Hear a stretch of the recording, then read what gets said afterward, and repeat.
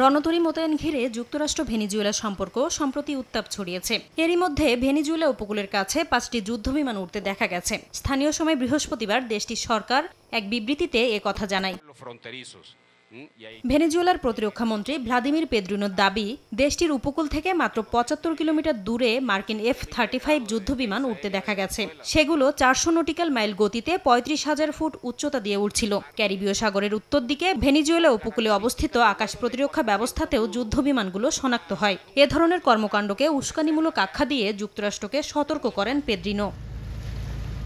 যুদ্ধবিমান ওড়ার বিষয়টি এমন সময় সামনে এলো যখন ক্যারিবীয় উপকূলে বেশ কয়েকটি রণতরী মোতায়েন ঘিরে দুদেশের মধ্যে উত্তেজনা চলমান রয়েছে। সম্প্রতি পুয়ের্তো রিকোর মার্কিন সামরিক ঘাঁটিতেও F-35 যুদ্ধবিমান অবতরণ করতে দেখা গেছে। মাদক নির্মূলের জন্য এ ধরনের পদক্ষেপ নেওয়া হয়েছে বলে আগেই দাবি করেছেন মার্কিন প্রেসিডেন্ট ডোনাল্ড ট্রাম্প। মাদক পরিবহন সন্দেহে বেশ কয়েকটি নৌযানে হামলারও ঘটনা ঘটে।